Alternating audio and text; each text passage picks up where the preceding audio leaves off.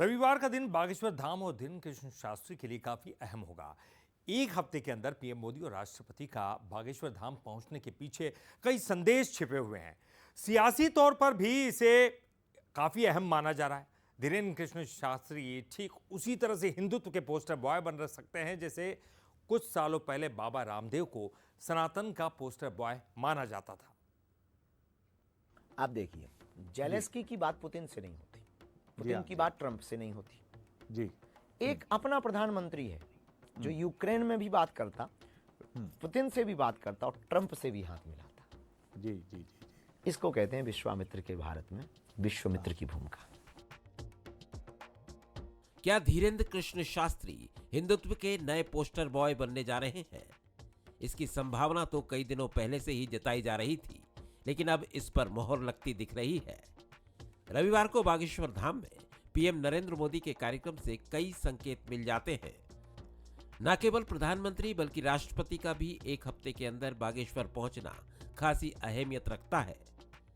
एक ही कार्यक्रम के उद्घाटन और समापन में प्रधानमंत्री और राष्ट्रपति का पहुंचना इससे पहले कम ही देखा गया है। धीरेन्द्र कृष्ण शास्त्री भी इसे भगवत कृपा से जोड़कर देखते हैं। प्रधानमंत्री आ रहे हैं, कहीं मन में ये भी होगा कि किस तरह से इतने बड़े व्यक्तित्व और ऐसे व्यक्तित्व जो इस समय विश्व पटल पर छाए हैं, दुनिया के ताकतवर राजनेताओं में अग्रिम पंक्ति पर खड़े हैं, वो प्रधानमंत्री आ रहे हैं। जिस देश का लीडर स्पिरिचुअल हो ना, स्वाभाविक है वो देश भी स्पिरिचुअल हो ही जाएगा। जी, तो जी। हमारे लिए बुंदेलखंड के इन 17 जिलों के लिए, बागेश्वर धाम के उन लाखों लोगों के लिए ये बहुत गौरव का विषय है। बागेश्वर धाम में हो रहे कार्यक्रम में पीएम और राष्ट्रपति के पहुंचने के आध्यात्मिक और सामाजिक क्षेत्र में जो भी महत्व हो, लेकिन सियासत के लिहाज से भी इसे देखना लाजमी है। कुछ सालों पहले बाबा रामदेव ने सनातन को लेकर जो माहौल तैयार किया और बीजेपी को उसका फायदा मिला, अब वही काम धीरेन्द्र कृष्ण शास्त्री करते नजर आ रहे हैं।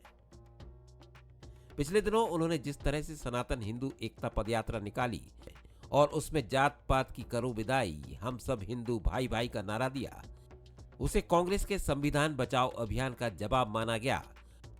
भेदभाव मुक्त हो भारत, छुआछूत मुक्त हो भारत, जात पात मुक्त हो भारत। कुल मिलाकर बुंदेलखंड अपनी माटी से एक ऐसी शख्सियत को उभरते देख रहा है जो आने वाले दिनों में राष्ट्रीय फलक पर एक बड़ी भूमिका निभाता नजर आ सकता है। Bureau report, Bansal news.